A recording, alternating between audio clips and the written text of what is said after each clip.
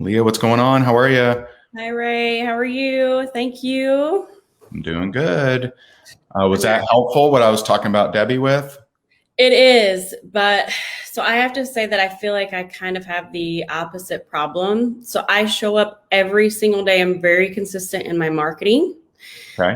So I've been in the industry as a whole over 10 years, but I started off in direct sales and I did that for 8 years. And I would busy myself for 12, 13 hours doing things that I knew didn't bring back an income. And so I missed time with my kids. I wasted all this time. It was like completely pointless, but I was working to myself. And I did end up hitting the top 2% in that company. But then I finally kind of saw the light of what I was doing. And I just looked at the culture and it wasn't a fit. So I've been in network marketing now for 2 years. I love what I do. I love the marketing part, and we do attraction marketing. So that's really what I've been relying on. But I have an issue, like a block with prospecting. And I've known the reason why is because I'm afraid of the kind of success that I want, but I didn't know why. And you did help me out a couple of weeks ago in our lifer coaching.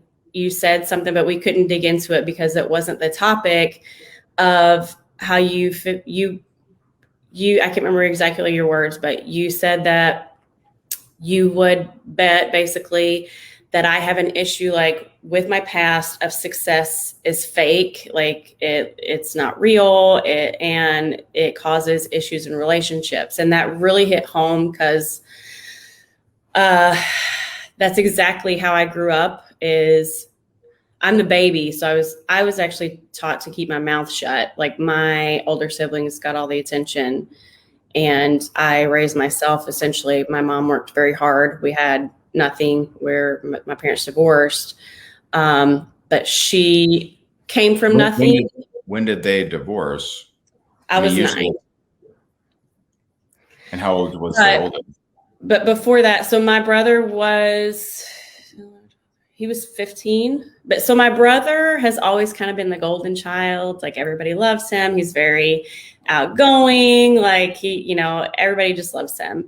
And then my sister kind of stepped into the troublemaker position to get attention. And she and my mom would fight all the time. I mean, it was like really ugly. And then she would, leave for a while. And so when my parent, but before that, actually, when we were still a unit, like my mom really came from nothing, and she worked her butt off and was always gone. But like she worked for MCA Records for a while when I was youngest. So this is kind of where I feel like this is coming from initially. And she started as like a receptionist or something. I mean, making pennies. She was a nobody in the company at MCA Records and ended up working her way to being like a marketing executive within 3 years. So she was always backstage at concerts. She would take us to concerts. She would have business trips to the Bahamas and all these things. Like it looked very glamorous, but she would always complain about it and how much she hated it. It was like miserable because she, it was like terrible, awful. And she always hated it, and she's continued on. And then after my parents' divorce, she owned a gas station, and the gas station was like basically in bankruptcy when she bought it, and she made it flourish. And so, she did everything by herself. But to me, like being successful, and which we still never had money, but like I want to be with my kids. Like that's the main thing, is to be present with my kids. And my husband and I have a comfortable life now, and so it's like, well, we have what we need. It's comfortable. Mm-hmm. And I think that's, so I have this like, but if I do what I know I'm supposed to do and prospect, and then I'm successful, does that mean that I'm going to hate it? I'm going to hate my life. I'm going to build this life that is just absolutely miserable. And then my kids are going to grow up without a mother. I don't know if that's where I'm at, but. So it's, thanks for sharing. I mean, if you draw the conclusion that hustling and success means not having a connection with your kids, then you'll definitely sabotage it. And because you don't want that. And especially in your position, because you feel like you got the least attention, right? Right. So the person that got the least attention wants to go the total opposite direction of whatever they experienced. And that's what you're doing. What you're not realizing is you're also teaching your kids, right? You're teaching your kids to settle. You're teaching your kids to, hey, just get to a thing that's good enough versus go for your damn dreams. Mm-hmm. And you get to decide what success looks like. So, like we definitely stay busy, no question. But after our event, we have a planned family vacation. You okay? Yes, I'm writing. I'm writing as I'm listening. All right. So you get to choose what success looks like.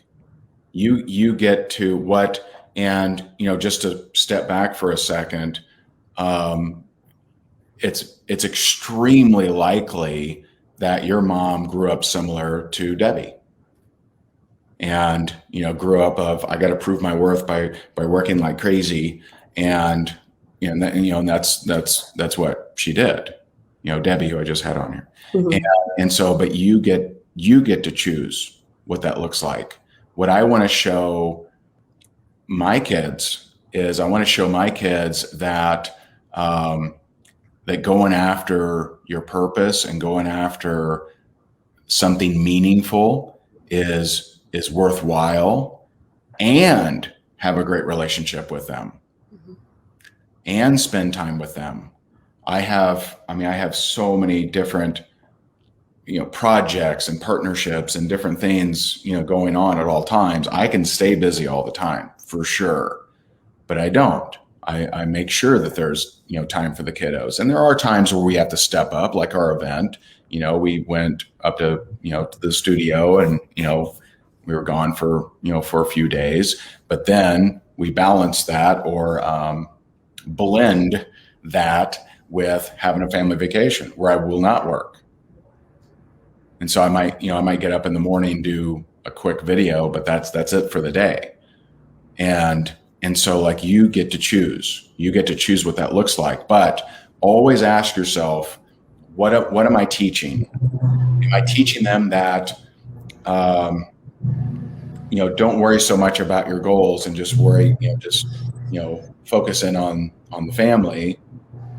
Or am I teaching them you can have the life that you dream of, that you can have an amazing family connection, that you can have an amazing professional career? And the beauty of network marketing, whether this was intentional or not, is it's one of the very few professions where you get to create residual income. And I remember a breakthrough for me was after losing it all in real estate, I was very gun shy to spend money, very gun shy. And so, but I started making some money, went from $19,000 I made in 2009 to my first $50,000 a month was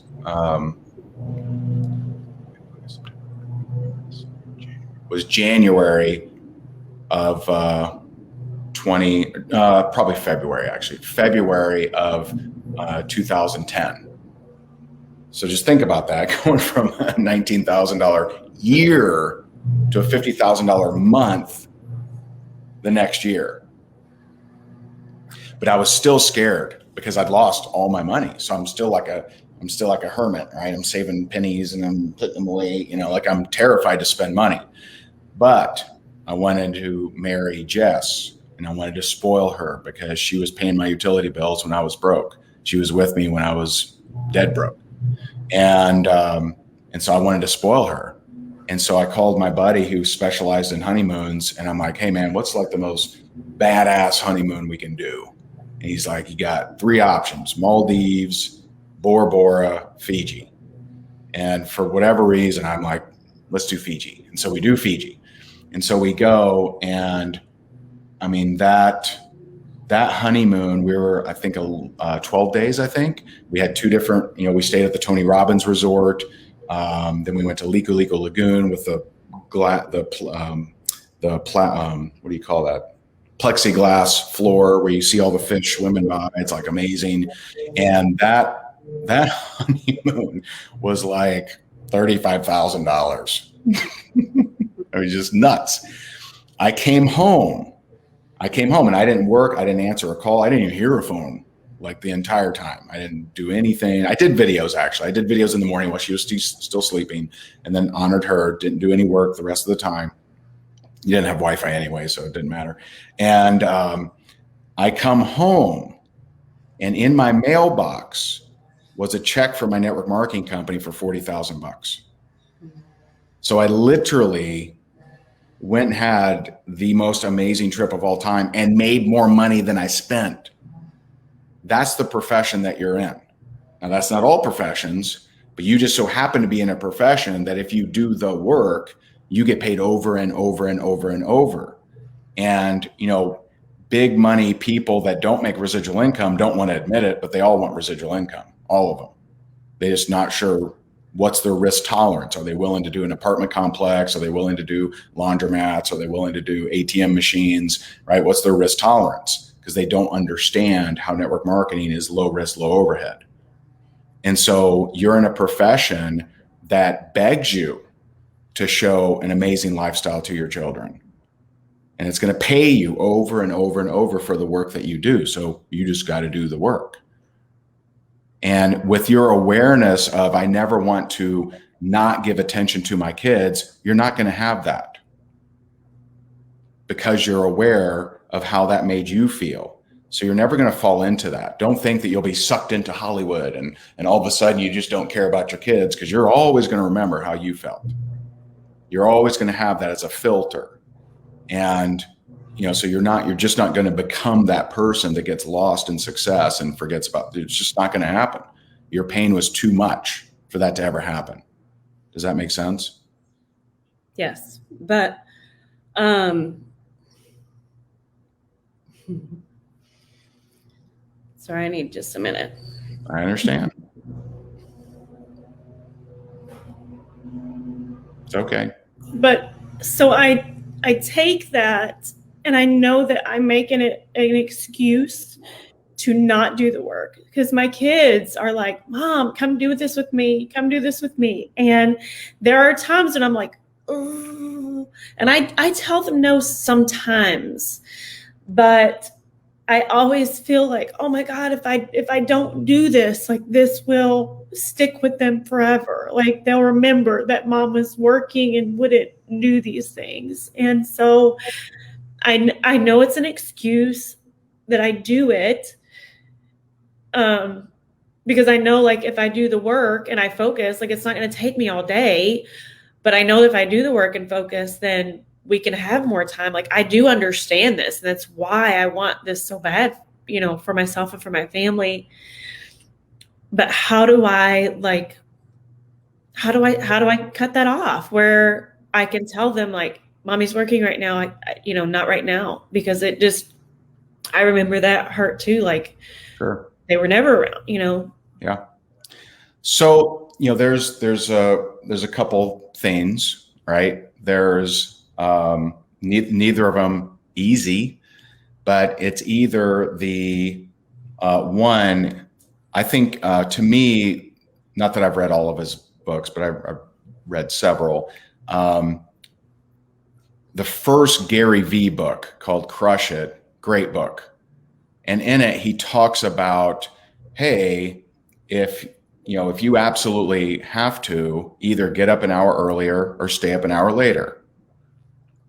And he talks about when he started, he's working with his dad with their wine company, and he just chose to stay up 1 hour later, and he worked Twitter for 1 hour every day. So every day he answered Pinot and Grigio and Chardonnay questions on Twitter. That's what he did. and built that wine company to 60 million a year. And so like that's one of either I get up earlier. So, you know, for example, when I started doing hour 15 meditations every morning, I knew that my routine wasn't going to work because I was, back when I decided this, I was getting up at like 5. And then, you know, by the time it just conflicted with the kids, it made it tough on Jess. So I get up at 4. This morning I woke up and it was 2:47 and I'm just like, screw it. And so I did my meditation and I actually went back to bed and got up with them. But what's non-negotiable is for me to do the work. And for me, the most important work, right now for me is that meditation of just chipping away, getting better. And so that's one answer. One answer is either stay up later, get up earlier, right? The other answer is teaching, which is, hey, mommy's doing this. Tell you what, and I do this with Sabrina sometimes. If you do this, I will do that, right? If you allow me another 20 minutes, then I'm going to do this. You'll be able to, we'll go get ice cream. We'll go do this. We'll go do that, whatever. I think a combination of both is probably the answer. And also for them to know what's the collateral benefit of you doing the work? Hey, remember how you wanted to go to Disney, or remember how you went, well, mommy's actually doing the work so we can get there. How do we get them to start rooting for us? Hey, did you do the work today, mommy? Well, if they understand the benefits. And so this is all the way back to just psychology and marketing. Psychology and marketing is not what it is, it's what it does, right? So it's not, here's my aloe vera juice. No, it makes me feel fantastic, whatever, right? So it's not that mommy's got to work and isn't with kids. It's that mommy's doing something that's going to lead to greater things for kids. We're going to we're going to get a new trampoline. We're going to be able to get a pony for your birthday or whatever, or rent a pony, right? And so you got to, be willing to play big and show them, what it means, which was not done for you. Our parents did the best they could with what they knew. Right. They weren't taught this. You can teach this. And if you teach this, it'll serve them for their kids. If we diminish and we just, placate and we just say, then that's what we're teaching them. We're teaching them that, when they have kids, they need to step, they need to not go after the things that they want. Does that make sense?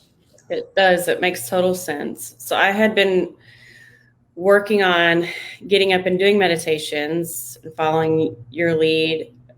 But do you think where I am right now, is it more important for me to, like, if I'm going to get up early and I can only do one, just to get up early and do the work and bring in meditations? So, I mean, if people seriously do 30 minutes of prospecting a day, their business will change. It'll completely change. So if you got up 30 minutes earlier, did prospecting, and then stayed up, I don't know, when do the kids go to sleep? Bedtime is a nightmare here. Right between 9 and 9:30. And when do you go to sleep? Once we put them to bed, that's like my time with my husband. We watch a TV show or something. So usually around 11. So if you can just make that 10:40 and do even a 20-minute meditation, focusing on what you want. And there are meditations for kids. Dr. Joe Dispenza has one. Results may vary. I'll just say that. Mine are 10, 7, and 4. So that. Yeah, results may vary. But if you just looked at your bookends, right? And I'm not even talking about your day. I'm sure there's probably spaces in your day that you can mess with. But, I think you doing that meditation and really tapping into the greatness you got inside of you, which you do, this is your chance to really create a different experience for the kids, to see that you can be a great mommy and build something that's amazing.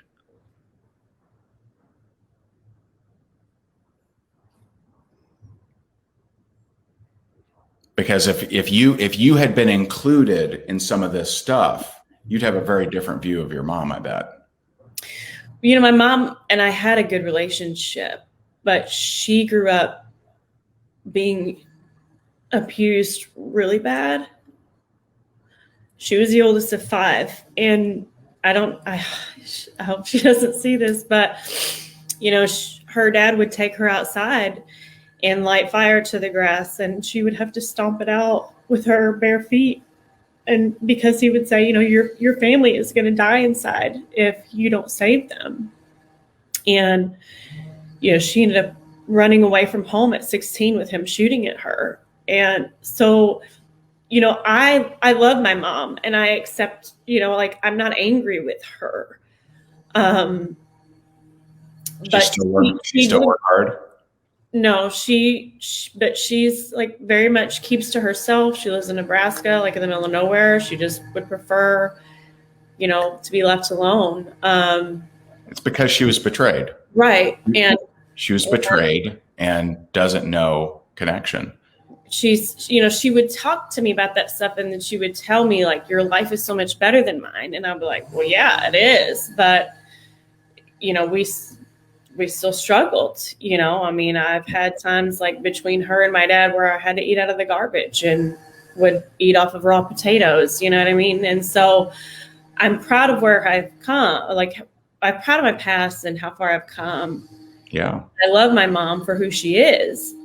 But she even has fought me with this growth because I posted on social media that I'd become a lifer. And I mean, she really came at me hard that I was wasting my money on somebody that's just gonna, you know, rah-rah me. And, you know, thankfully from everything that I've learned from you. Apologies that I didn't rah-rah you. Right. Like, yeah, I mean, I'm just like, Mom, you know, I thank you for your input, but I'm doing this, you know, but it's been very hard because we are close. And she does have a lot of value, but she doesn't trust anybody. And so she's taught me a lot of those things, you know, and it's just been very hard to kind of break that cycle, keep that relationship, and know that I have so much to give and to help other people with, and to be that kind of parent that I want to be. So first, I just want to acknowledge that you're amazing. And I hope you can accept that. You know, growing up, multiple generations of those kind of circumstances, many would not come out like you. You have the chance to really change things. And you are through your love. But it doesn't have to be just that one dimension. And, you know, one of the things that I would focus on if I'm in that situation is, you know, in your meditation, and a book for you and everyone is Neville Goddard, The Feeling is the Secret. But I would see your mom opening up, and I would see that as an end result, as if it's already happened. Because, you know, there's, when someone goes from hustle to prove their self-worth, and they stop that, now they have zero justification of their worth. And so that's really tough on people like that. Mm-hmm. So now I'm not surprised she's lived in the middle of nowhere, because what worth does she provide in her head? Right. So you can be that example to not just, you know, show an amazing example for your kids, but you also have the opportunity to help her too. I would love that. It's possible. See it.